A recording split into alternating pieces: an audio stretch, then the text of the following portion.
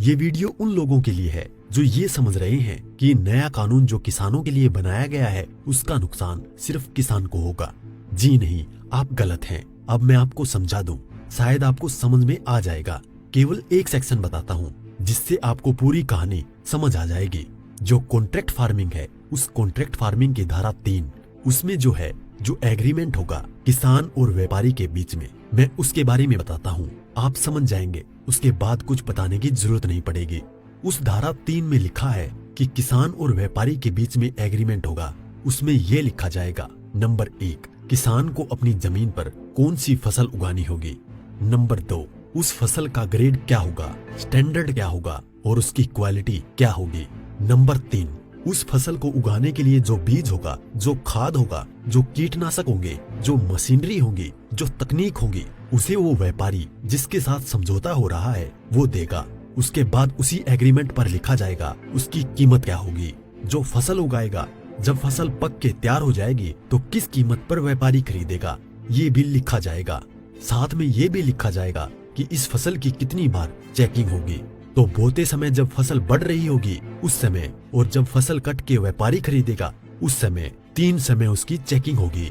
अब मैं आपको समझाता हूँ एक बहुत मोटे से उदाहरण से। समझो, ये मानिए कि इस कानून के हिसाब से पूरे देश की जमीन, पूरे देश के जो किसानों के पास जमीन है, उसका जो व्यापारी है उनसे एग्रीमेंट हो गया।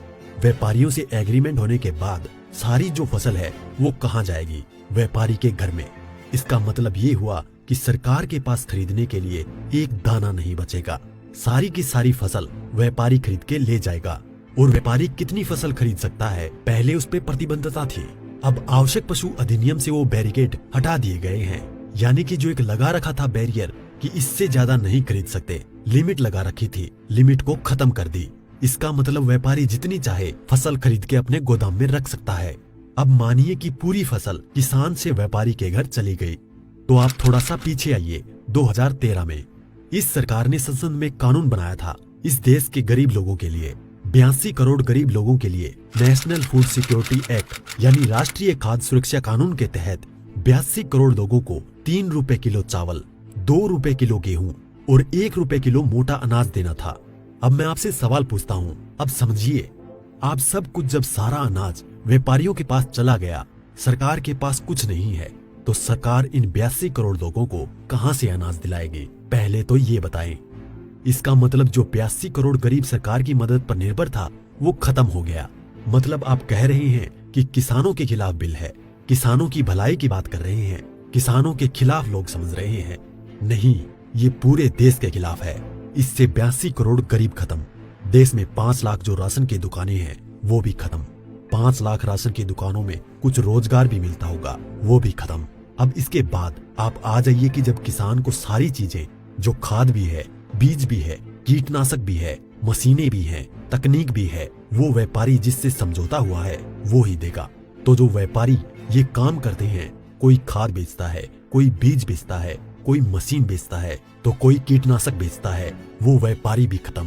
तो आपने व्यापारी खत्म कर दिए, गरीब मजदूर खत्म कर दिए, और किसानों को आपने बंधक बना दिया, मजदूर बना दिया, गुलाम बना दिया। कैसे? अब मैं बताता हूँ।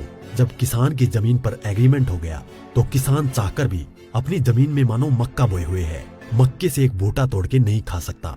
आज की तारीख में तो खेत में जाओ और एक नहीं 10, 20, 50 जितने बूटे तोड़ के खाने हैं खाओ, खूब सेक के रिश्तेदारों को भी ले जाओ। साथ में गन्ना अगर बो रखा है, एक गन्ना नहीं खा सकता। क्यों? क्योंकि व्यापारी से समझौता है। अगर एक गन्ना टूट लिया तो फिर उसके बाद व्यापारी से लड़ते रहो, आप एसडीएम के यहाँ, एडीएम के यहाँ। मतलब ये है कि अपनी ही जमीन पर किसान अपने लिए, अपने बच्चों के लिए अगर मन करता है, जो फसल किसानों ने उगाई है, किसानों की मेहनत है, उसमें से एक दाना नहीं ले सकता। ऐसे कानून का क्या करेगा किसान? और इस कानून ने व्यापारी खत्म कर दिया, इस कानून ने मजदूर खत्म कर दिया, और साथ में जो किसान है, किसान को इतनी भी मोहलत नहीं दी गई। आज की तारीख में तो किसान किसी भी जगह से दूर जाकर, यहाँ से ठीक नहीं मिला तो वहां से ले, वहां नहीं मिला तो वहां से ले, यहाँ से कम नहीं मिला तो यहाँ से ले। खाद और बीज अपनी मर्जी से ले सकता है, इसके बाद नहीं, इसके बाद तो व्यापारी ही देगा। इसका मतलब ये हुआ कि चंद व्यापारियों के हाथ में पूरा देश जाने वाला है। और जब व्यापारी के साथ में समझौता हो गया तो कोई भी बैंक किसान को लोन नहीं देगा। इसका मतलब ये हुआ कि अगर उसे पैसे चाहिए किससे लेगा? एक ही रास्ता बचा है, उस व्यापारी से। तो सरकार कहती है कि जमीन नहीं जाएगी, तो ऐसे जाएगी जमीन। और उसी व्यापारी से जब वो कर्जा लेगा, धीरे धीरे कर्जा बढ़ता चला जाएगा और कर्जा बढ़ता चला जाएगा, व्यापारी का ब्याज बढ़ता चला जाएगा। लिहाजा जो किसान है अपनी ही जमीन उस व्यापारी को बेचने पर मजबूर हो जाएगा। अब थोड़ा सा पीछे जाओ, आपको ले जाता हूँ 1947 से पहले। उस समय क्या था? इस देश में जो साहूकार होते थे वो ऐसे ही करते थे। किसान को पैसा दिया, वो पैसे पे इतना ब्याज पर ब्याज पर ब्याज पर ब्याज किसान की पीढ़ियां गुजर जाती थी, कर्ज नहीं उतरता था और सारी जमीन जो है वो साहूकार के यहाँ पे चली जाती थी। मदर इंडिया और धर्मेंद्र जी की गुलामी जैसी फिल्में देखें आप। और अगर पढ़ना हो तो गोदान पढ़ो मुंशी प्रेमचंद जी की। पहले वो अपनी ही जमीन पर बंधुआ मजदूर बनेगा, उसके बाद में अपनी ही जमीन बेच जाएगा। ये है इस कानून का परिणाम जो आगे तक नजर आता है। इसलिए ये कानून पूरे देश को तबाह करने वाला है। अब एक चीज और रह गई, उसे भी बता दूं। जो मध्यम वर्ग के लोग जो आज रोटी खा रहे हैं, जब व्यापारी सारा अनाज अपने गोदामों में बंद कर लेगा, तो वो जो आज उसने लिया जिस दाम पे उससे 6 गुना 7 गुना 8 गुना दाम पर बेचेगा। तो जो मध्यम वर्ग के लोग जो घरों में बैठे हैं, उनको इस आंदोलन में बाहर आना चाहिए। जो अनाज, ये आटा 20 रुपए से 25 रुपए 30 रुपए किलो मिल रहा है, वो ही इस कानून के लागू होने के बाद वो आटा, वो अनाज उन्हें 50 से 6 गुना दाम पर मिलेगा। 100 रुपए 125 रुपए 150 रुपए किलो मिलेगा। तो असर किस पे पड़ेगा? एक भी व्यक्ति नहीं बचेगा जिस पर इस कानून का असर ना पड़े। इसलिए मैं कहता हूँ कि ये किसानों के विरोध में नहीं है, देश को तबाह और बर्बाद करने के लिए है।